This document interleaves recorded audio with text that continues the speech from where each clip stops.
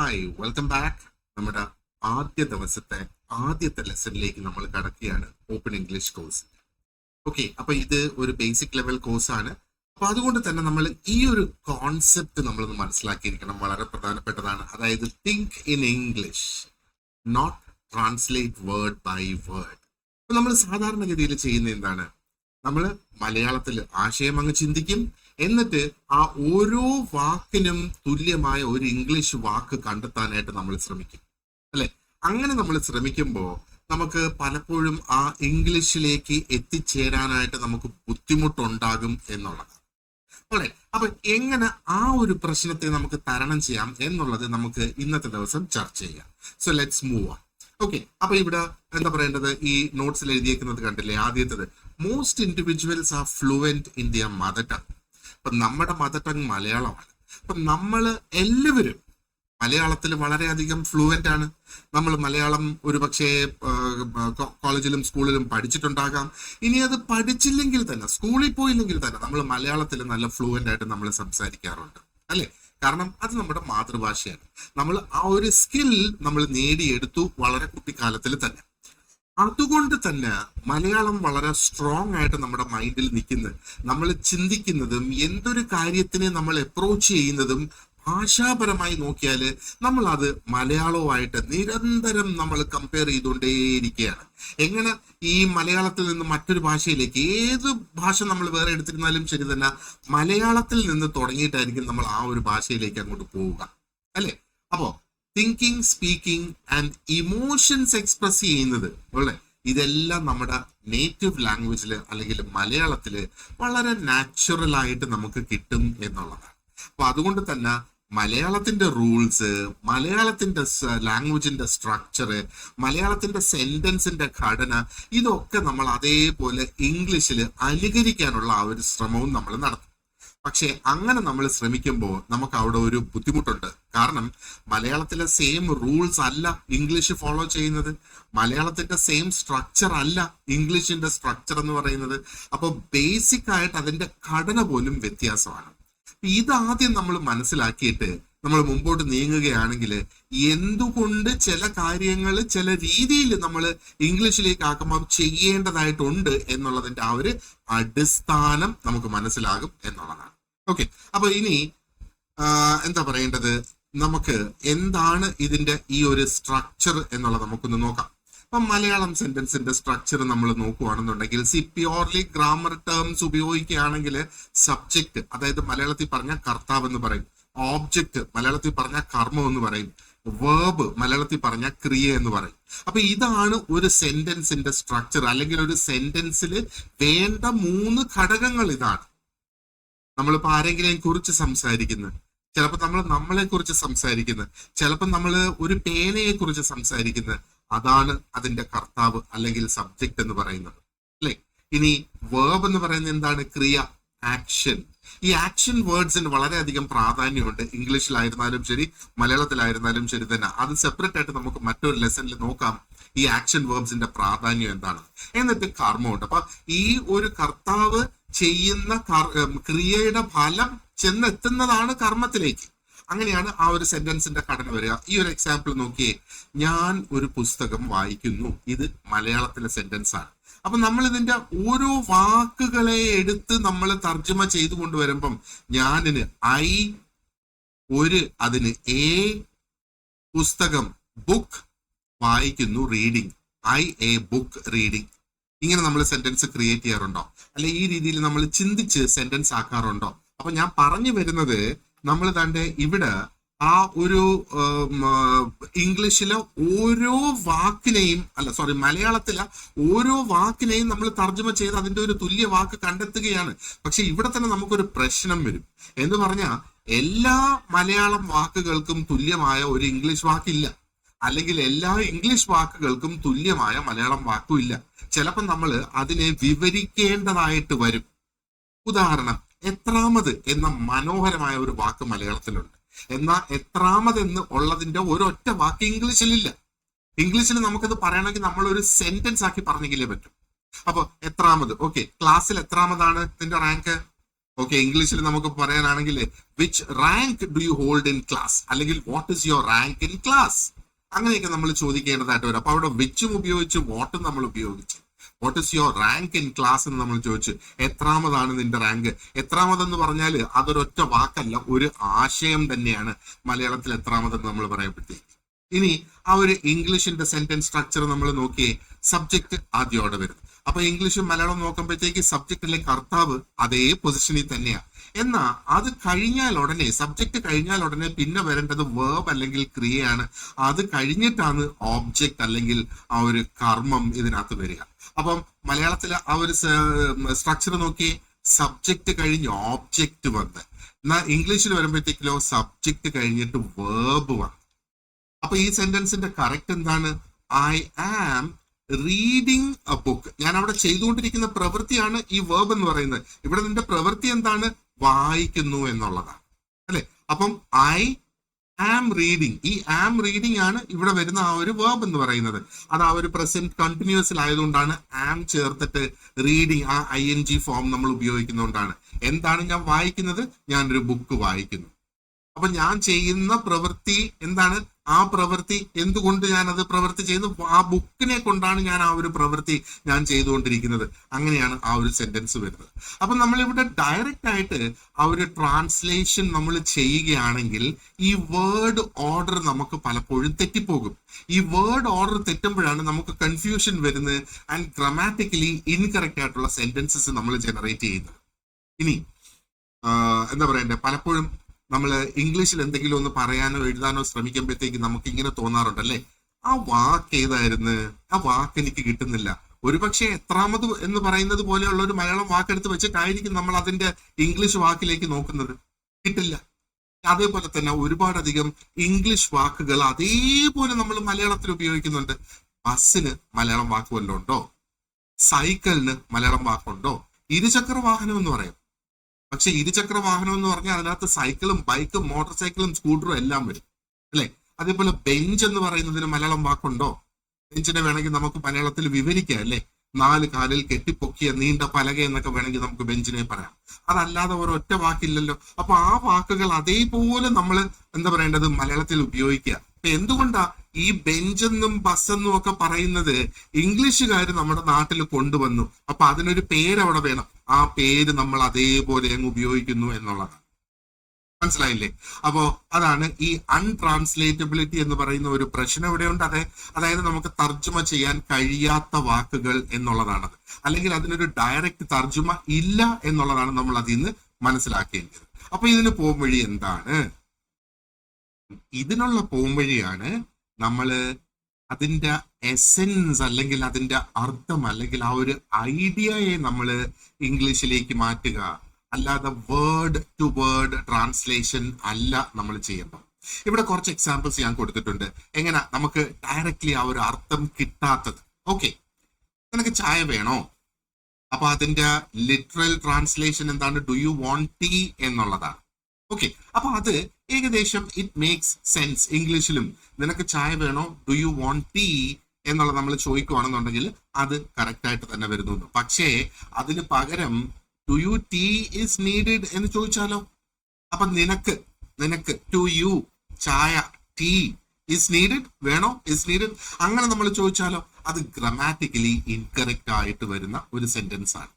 അപ്പൊ ഇത് കണ്ട, ഇത് നമുക്ക് വേർഡ് ടു വേർഡ് എടുത്ത് ട്രാൻസ്ലേറ്റ് ചെയ്താൽ ഇതാണ് അതിന്റെ റിസൾട്ട് വരുന്നത്. എന്നാ നമ്മൾ ചെയ്യേണ്ടത് അതിന്റെ എസെൻസിനെ എടുത്ത് നമ്മൾ ട്രാൻസ്ലേറ്റ് ചെയ്യുക എന്നുള്ളതാണ്. ഇനി മറ്റൊരു എക്സാമ്പിളും കൂടെ ഞാൻ കാണിച്ചു തരാം. ഓക്കെ, നമ്മള് എന്താ പറയേണ്ടത്, പലപ്പോഴും കൈനോട്ടക്കാരെ കൊണ്ട് കൈയൊക്കെ നോക്കിക്കാറുണ്ട്, അല്ലെ? അപ്പൊ കൈ നോക്കിയിട്ട് അവർ പറയും ഈ കയ്യിൽ ഒളിച്ചിരിക്കുന്ന ഭാഗ്യം എന്നൊക്കെ പറഞ്ഞ് അവരങ്ങ് തുടങ്ങും. 10, 50, 100 രൂപ നമ്മുടെ കയ്യിൽ നിന്ന് മേടിക്കും. എന്നിട്ട് നട്ടാക്കുറുക്കാത്ത കുറെ കാര്യങ്ങൾ നമ്മളെടുത്ത് പറഞ്ഞിട്ട് അവരങ്ങ് പോകും. അപ്പൊ കൈ നോക്കിയോ എന്നുള്ളതിനെ നമ്മൾ ലിറ്ററലി ട്രാൻസ്ലേറ്റ് ചെയ്താല് did you see the hand? ഇതൊരു കറക്റ്റ് ക്വസ്റ്റ്യൻ തന്നെയാണ്. സെന്റൻസ് ഗ്രാമാറ്റിക്കലി കറക്റ്റാ. Did you see the hand? Okay, നമ്മളൊരു സ്ഥലത്ത് നിൽക്കുന്നു, പെട്ടെന്ന് ഒരു കൈ മാത്രം ഇങ്ങനെ ജനലിന്റെ അടുത്തേക്ക് വന്ന്, അപ്പൊ നമുക്ക് വേണമെങ്കിൽ പറയാം ആ കൈ കണ്ടോ? Did you see the hand? Did you see the hand? അങ്ങനെ നമുക്ക് ചോദിക്കാം. ആ അർത്ഥത്തിൽ നമുക്ക് ചോദിക്കാം. പക്ഷേ ഇവിടെ കൈനോട്ടക്കാരൻ ആ രേഖ നോക്കി പറഞ്ഞു തരുന്നതിന് കൈ നോക്കിയോ എന്നുള്ള മലയാളത്തിന് നമുക്ക് ഇങ്ങനെ ചോദിച്ചാൽ അത് ആ അർത്ഥം വരുത്തില്ല. അപ്പോ ഈ ഒരു ഐഡിയ കറക്റ്റ് ആയിട്ട് നമുക്ക് ഇംഗ്ലീഷിൽ കൊണ്ടുവരണമെങ്കിൽ എങ്ങനെയാണ്? Did you consult a palm reader? ഇനി അതും അല്ലെങ്കിൽ did you check with a doctor? അത് അവര് എന്താ പറയേണ്ടത്? ഒരു ഒരു ഒരു മെഡിക്കൽ ആവശ്യത്തിന് വേണ്ടിയിട്ടാണ് നമ്മൾ കൈ നോക്കിക്കുന്നതെങ്കിൽ did you check with a doctor? അത് ആ സാഹചര്യം അനുസരിച്ച്. അപ്പൊ ഇവിടെ പാം റീഡർ എന്നാണ് കൈനോട്ടക്കാരനെ പറയുന്നത്. അപ്പൊ നമ്മൾ അവരെ കൊണ്ട് നമ്മുടെ കൈ നോക്കിച്ച് ഹസ്തരേഖയൊക്കെ നമ്മൾ വായിച്ചെടുക്കുമ്പോഴത്തേക്ക് അത് കൺസൾട്ടിങ് ആണ് ഇംഗ്ലീഷിൽ അതിന് പറയുന്ന വാക്ക്. So did you consult a palm reader എന്ന് നമ്മൾ ചോദിക്കേണ്ടി വരും. അപ്പൊ ഇത് കാണിക്കുന്ന എന്താണ്? മീനിങ് നമ്മൾ മനസ്സിലാക്കണം, എന്നിട്ട് ആ അർത്ഥമാണ് നമ്മൾ എക്സ്പ്രസ് ചെയ്യേണ്ടത്. അല്ലാതെ ഓരോ വാക്കിന്റെയും ട്രാൻസ്ലേഷൻ അല്ല നമ്മൾ ഇംഗ്ലീഷിൽ കൊടുക്കേണ്ടത്. പകരം അതിന്റെ അർത്ഥമാണ് നമ്മൾ കൃത്യമായിട്ട് ട്രാൻസ്ലേറ്റ് ചെയ്ത് കൊടുക്കേണ്ടത്. അപ്പൊ ഈ ഒരു വേർഡ് ടു വേർഡ് ട്രാൻസ്ലേഷൻ നടത്തുന്നവരുണ്ട് എങ്കിൽ നമുക്ക് അത് ആദ്യം മാറ്റണം. കാരണം ചില സ്വഭാവങ്ങൾ നമ്മളിൽ ഉള്ളത് നമ്മൾ എത്രയോ വർഷം കൊണ്ട് ബിൽഡ് ചെയ്തെടുത്തിരിക്കുന്ന ആ ഒരു സ്വഭാവമാണ്. ആ ഒരു സ്വഭാവത്തെ മാറ്റിയെങ്കിലേ ഇനി അങ്ങോട്ടുള്ള 29 ക്ലാസ്സുകൾ കൊണ്ടും നമുക്ക് പ്രയോജനം ഉണ്ടാവുകയുള്ളൂ. എങ്കിൽ മാത്രമേ ഇംഗ്ലീഷിനെ ഇംഗ്ലീഷിൻ്റെതായ ഒരു രീതിയിൽ നമുക്ക് കൈകാര്യം ചെയ്ത് മുമ്പോട്ട് പോകാനായിട്ട് സാധിക്കുകയുള്ളൂ. സോ അതിന് എന്താണ് ചെയ്യേണ്ടത്? അതിന്റെ ഒരു പോംവഴിയാണ് ഇനി ഇവിടെ ഈ പറയുന്നത്. ഇത് തന്നെയാണ് ഇന്നത്തെ നമ്മുടെ ലെസനും. ഓക്കെ, ആദ്യം we should start thinking in English. അപ്പൊ start thinking in English. Thinking എന്ന് പറഞ്ഞാൽ നമ്മൾ നമ്മുടെ മനസ്സിൽ നമ്മൾ ചിന്തിക്കുന്നതാണ്, അല്ലെ? അപ്പൊ അത് നമ്മൾ ഇംഗ്ലീഷിൽ ചെയ്യണം. Even if your sentence is not grammatically perfect. Grammatically perfect ആയിട്ടുള്ള ഒരു സെന്റൻസ് അവിടെ വേണമെന്നില്ല. ഒരു പക്ഷേ എന്താ പറയേണ്ടത്? നമുക്കൊരു ആപ്പിളിനെ കുറിച്ച് സംസാരിക്കണം. അപ്പൊ നമുക്കറിയാം നമ്മൾ സംസാരിക്കാൻ പോകുന്നത് ആപ്പിളിനെ കുറിച്ചാണ്. ശരി, അപ്പം ആപ്പിൾ എന്ന വാക്ക് ആപ്പിൾ തന്നെയാണ് അതിന്റെ ഇംഗ്ലീഷ്. ആപ്പിൾ ഒരു ഫ്രൂട്ട് ആണ് എന്ന് നമുക്ക് പറയണം. അപ്പൊ ആപ്പിളും കിട്ടിയാണ് ഫ്രൂട്ടും കിട്ടി. ആപ്പിൾ എന്താണ്? Apple is a fruit. So apple, fruit, ഇത് രണ്ടും മനസ്സിൽ തന്നെ നമ്മൾ ചിന്തിക്കുക. And then you come up with the sentence apple is a fruit. അപ്പൊ ഈ ആപ്പിൾ ഇസ് എ ഫ്രൂട്ട് എന്ന് പറയുന്നത് ഇസ് എ ബേസിക് സെന്റൻസ്. ആ ഒരു സെന്റൻസിന്റെ സ്ട്രക്ചർ കുറച്ച് യൂസേജ് വരുമ്പോഴത്തേക്ക് ആ ഒരു എന്താ പറയേണ്ടത് സെന്റൻസിന്റെ സ്ട്രക്ചർ നമുക്ക് കിട്ടും. C, apple is a fruit. അതേപോലെ ടൊമാറ്റോ ഇസ് എ വെജിറ്റബിൾ. തക്കാളി ഒരു vegetable. Tomato is A vegetable. അപ്പൊ ഇവിടെ ടൊമാറ്റോയും വെജിറ്റബിളും ആപ്പിളും ഫ്രൂട്ടും മാത്രമേ മാറിയുള്ളൂ. ബാക്കി സെന്റൻസിന്റെ ഘടന അതേ കണക്ക് തന്നെ നിൽക്കുകയാണ്. അപ്പൊ അങ്ങനെയുള്ള ഒത്തിരി അധികം സെന്റൻസ് കേസസ് ഉണ്ടെന്ന് വേണമെങ്കിൽ നമുക്ക് പറയാം, നമുക്ക് ഇംഗ്ലീഷിൽ ഉപയോഗിച്ച് പെട്ടെന്ന് കാര്യങ്ങൾ മനസ്സിലാക്കി എടുക്കുന്നതിന് വേണ്ടിയിട്ട്.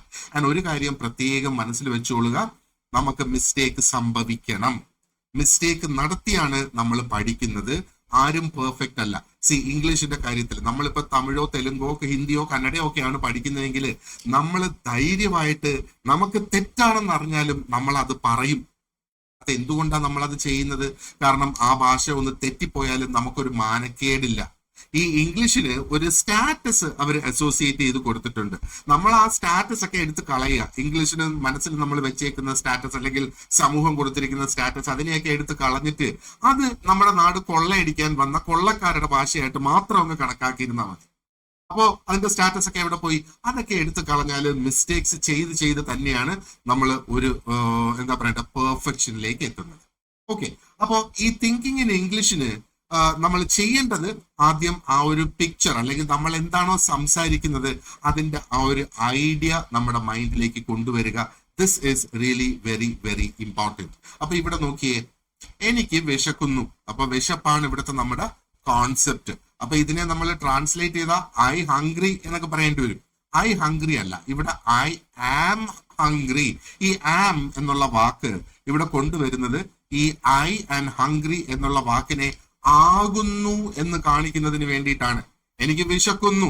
അപ്പൊ ഇവിടെ എനിക്ക് വിശക്കുന്നു, അതായത് വിശപ്പ് ഇപ്പൊ തുടർച്ചയായിട്ട് എന്റെ വയറ്റിലുണ്ട് എന്ന് പറയുന്നതിന് വേണ്ടിയിട്ടാണ് ഈ കുന്നു എന്ന അവസാനം നമ്മൾ അത് അവിടെ കൊണ്ട് ചേർക്കുന്നത്. വിശപ്പെന്നല്ലല്ലോ പറയുന്നത്, വിശക്കുന്നു എന്നാണ് പറയുന്നത്. അതായത് എനിക്ക് എപ്പോഴോ വിശന്ന് തുടങ്ങി, ഇപ്പോഴും വിശന്നുകൊണ്ടിരിക്കുന്നു, ഇനി ഞാൻ ഭക്ഷണം കഴിക്കുന്നിടം വരെ എനിക്ക് വിശക്കും എന്നുള്ളതാണ് ആ എനിക്ക് വിശക്കുന്നു എന്ന് പറഞ്ഞാൽ അതിന്റെ അർത്ഥം. അപ്പം അതേ അർത്ഥം വരുന്നതിന് ഇംഗ്ലീഷിൽ ഐ ആം ഹംഗ്രി എന്ന് തന്നെ നമ്മൾ പറയാം. ഓക്കെ, അടുത്തത് അവൻ വീട്ടിലില്ല. He is home not is, he in home not is. അങ്ങനെയൊക്കെ നമ്മൾ പറയാനായിട്ട് ശ്രമിച്ചാൽ ഇതിന്റെ ഒരു ഡയറക്റ്റ് തർജ്ജമയിലേക്ക് നമ്മൾ കൊണ്ടുവരുവാണെന്നുണ്ടെങ്കിൽ നമുക്കത് കിട്ടില്ല.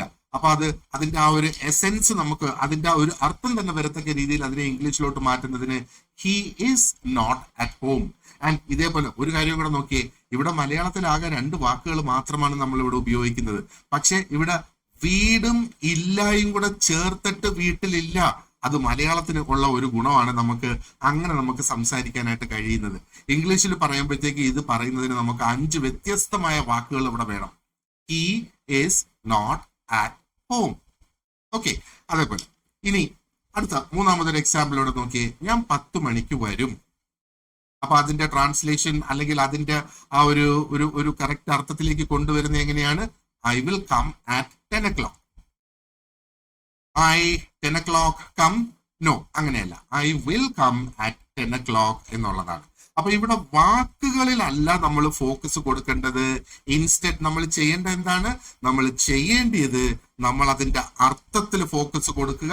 ആ ഒരു അർത്ഥം കറക്റ്റ് ആയിട്ട് കിട്ടത്തക്ക രീതിയിൽ സെന്റൻസ് കൊണ്ടുവരാനായിട്ട് നമ്മൾ നോക്കുക. ഇതിന്റെ ഇടയിലുള്ള വാക്കുകളൊക്കെ വേണമെങ്കിൽ മിസ് ആയിക്കോട്ടെ.